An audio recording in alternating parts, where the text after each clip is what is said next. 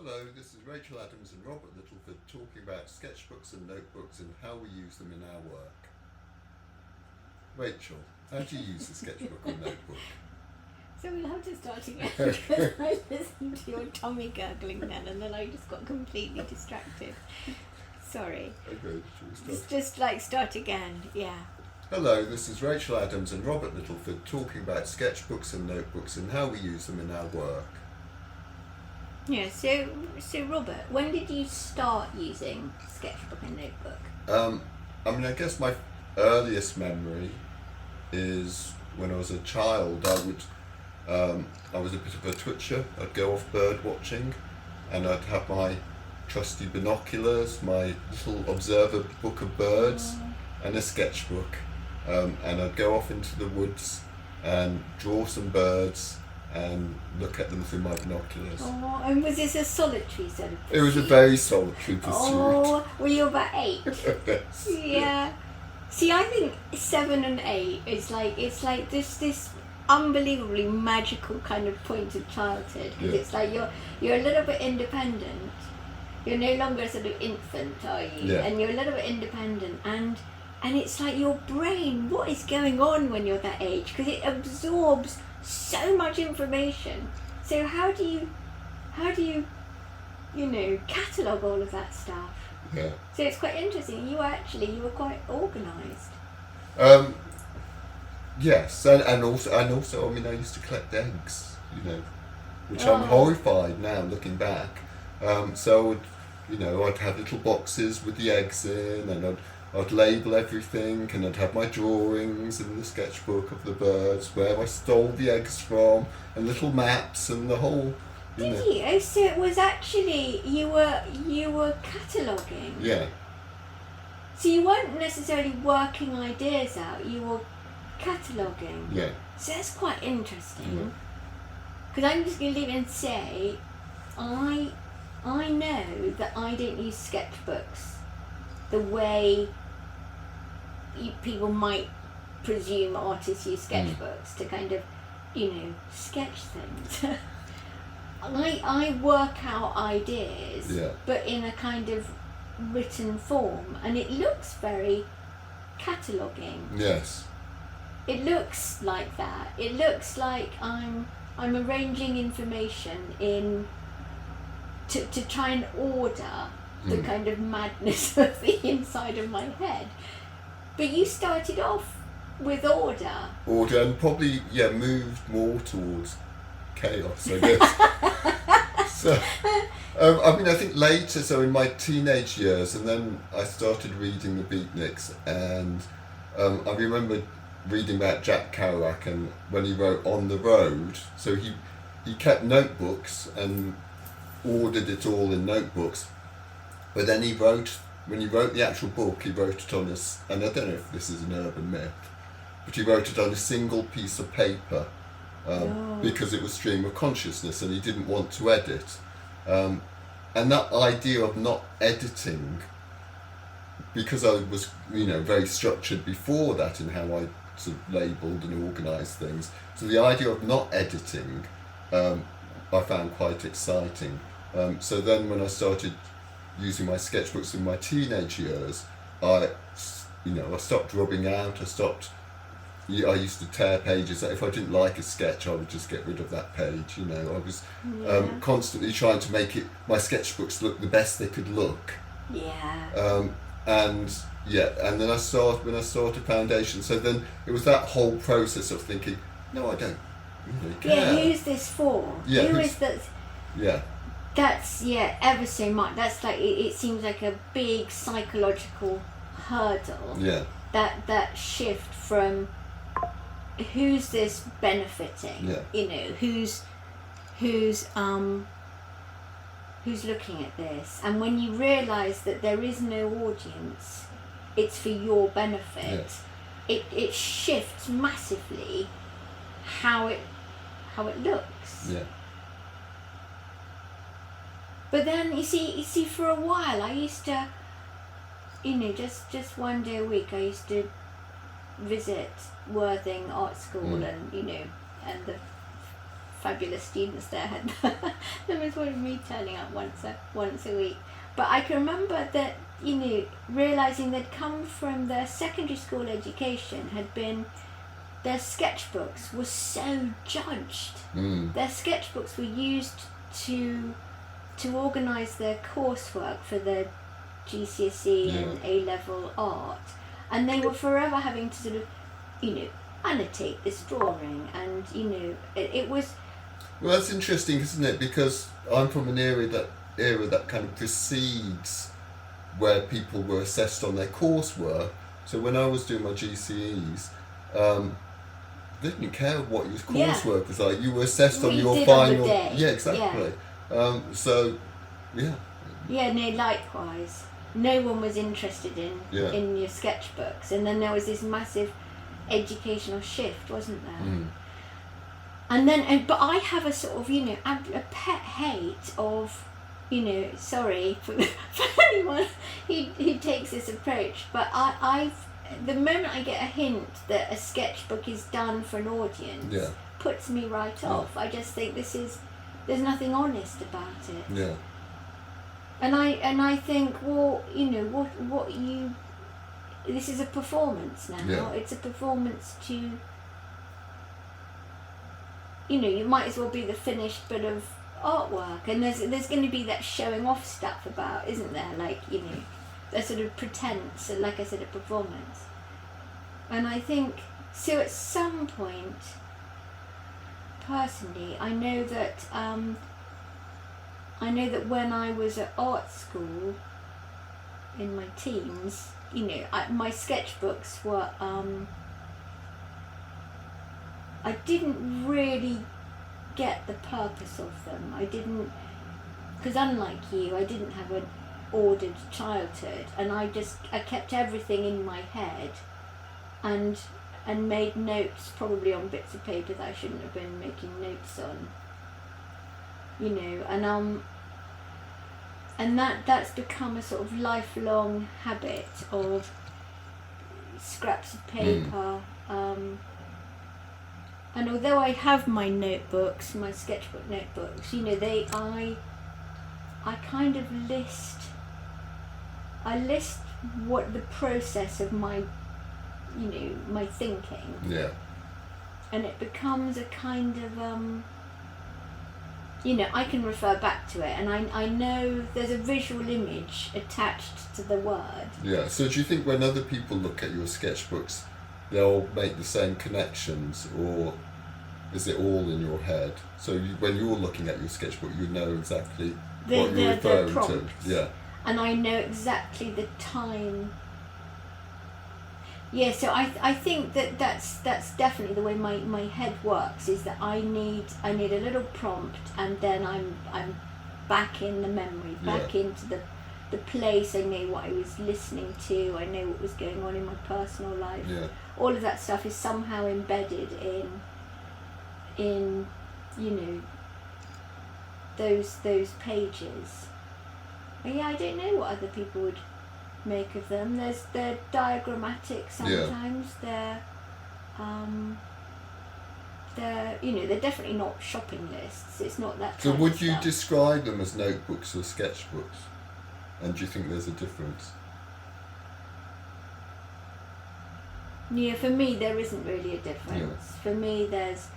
Because I think there are a lot of artists, you know, or writers who draw and artists who write. So there's that crossover, isn't there? And I think you know, that the prompts are sometimes, you know, it's rare that I keep a postcard or a you know, an image from a catalogue or something. But when I do, I poke it into the, you know, the relevant pages of that book, and that equally helps as the sort of prompt. But that's the purpose for me. Is do you take your sketchbook notebooks with you when you go to places, and you make notes and diagrams when you're in a place to remind yourself? Yeah. So it's a kind of shorthand. Yeah. Yeah. And I'm guessing that if you sketch, if you're drawing some, I don't know, some of flapping rooks in the woods opposite you. You kind of, I'm guessing, the time of year, the sounds, Yeah, and I guess, when I was at art college, we started going on location to draw, so we'd go to like museums and places to, so I started, doing a more kind of reportage-y sort of, trying to, capture those moments. And you drew it rather than... Yeah, I drew it rather you than wouldn't making take notes. A photograph, No, I wouldn't take. No, I would. It was, that was the whole purpose. They were drawing expeditions, and I always quite enjoyed that process of going somewhere and just sitting down and doing the drawing. But why in a sketchbook and not? Because it's similarly, I remember again, as an art student and stuff, getting the train to London, going to the British Museum, kneeling down on the floor in front of those, vast Egyptian sculptures and drawing them. But I took a large A2 pad with me, and I went, I directly made drawings. Yeah, we did that as well. But I suppose the thing with a sketchbook, it's more, people aren't necessarily aware that you're drawing, because it's, especially you tend to use I suppose A5 or A4 size sketchbooks, so they're quite small, quite discreet, and I can draw without being observed necessarily that I'm drawing. So I could just drawing. I could just hide in a corner and draw for my own pleasure, not because I want someone to come and stand over me and look at what I'm drawing and making comments. He's suggesting that my drawings are a performance. no, but it just happens, doesn't it? Yeah, no, you are right. Yeah, but in those days, you did have the museum to yourself. Yeah. This is obviously going back some time. Yeah. Now, it'd be impossible to do that now. You'd have, a million, people watching you, wouldn't you? Yeah. And then I suppose from that I started taking sketchbooks on holiday with me, because it was a similar, where you had plenty of time. It was quite relaxed. It was, and it's just interesting to be in a foreign place and drawing something. So in many ways, the purpose. Although our approaches are entirely different, in many ways so you could do discrete drawing. I might do discrete note making, but we're recording a period of time, and we're collecting sensory kind of information. But also and this maybe goes back to the stream of consciousness thing, is that I record my thoughts while I'm, at home, not necessarily when I'm on location, but I can just sit at home and work on my sketchbook, because I'm just recording whatever I'm thinking about in a visual way. Yeah. So I suppose, I wonder why. So why do I record stuff in words? It's weird, isn't it? It's not. I use words a lot as well, and I quite often like that kind of tension between the words and the drawing. Yeah, and I use diagrams, maps, and plans, again it's. But I don't know. I suppose the big difference is I don't necessarily draw. Well, I don't really. I don't draw in a sort of absent-minded way. I might doodle, I suppose, but I don't.